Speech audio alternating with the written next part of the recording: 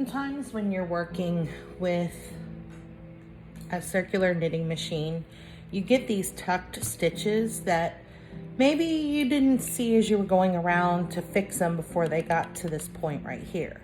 So what I do in that instance, when I see this little stretched out looking stitch, I'll put a bobby pin in place just to hold it when I notice it. And you'll notice on this one, I found two this round that I hadn't noticed before.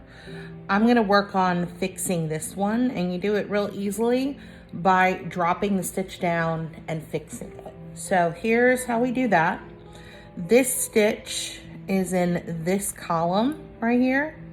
So what I'm gonna do is I am going to maneuver my machine to where I can easily take the stitches off of the pins. So for this one, it already moved that previous one back, and when I move it back around, I can get to the new one here. And so I'm gonna take my loom pick and I'm gonna go to the edge of each one of the stitches and just pull all the way down till I get to the loop that is right at where that tucked stitch is located. So this would have been that stitch right there. And then you'll notice right here is the loop that got tucked.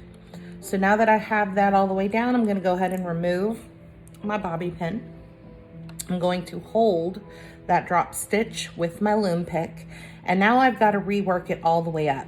Now, when you're going through these first couple of loose stitches, it's pretty easy. But when you get up here close to the very top, this is where things are gonna get a little more difficult. The general way of dealing with this is you've gotta go under the loose thread, and then once you're under it, then you're gonna put your crochet hook in. Now I'm gonna use this with two different hands here because I find using the loom pick helps me a little bit.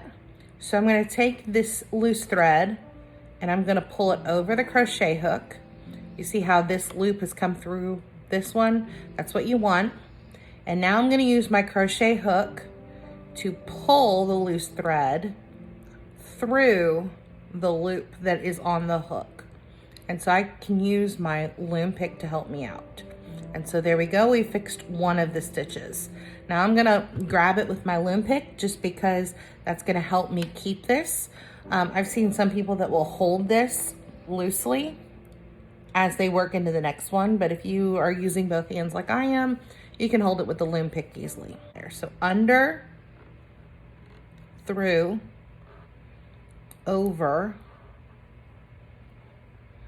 and pull it through. It's hard to do this from the side, so bear with me. I'm also doing this left-handed, and I am not a lefty. There we go. Again, under, into the loop, over, and then grab it and pull it through. Under the loose yarn, into the loop, over, and pull it through. Under, into the loop, over, and pull it through.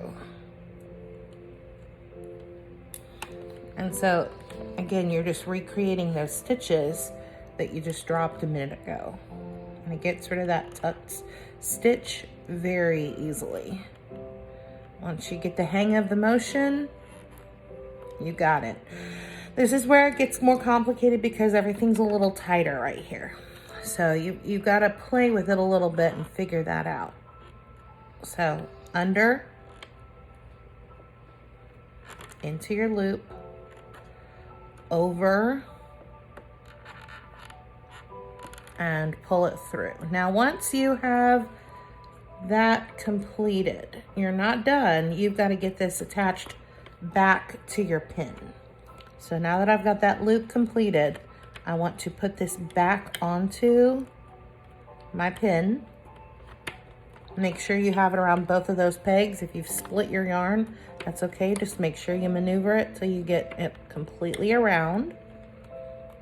And mine ended up pretty messy because I'm doing this from the side, but now you can crank back through. You'll notice it wants to pop up. Pull it right back over, okay? You gotta baby it a little bit.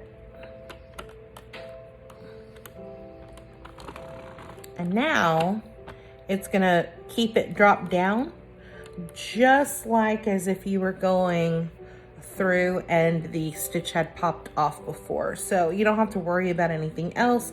It's already done for you.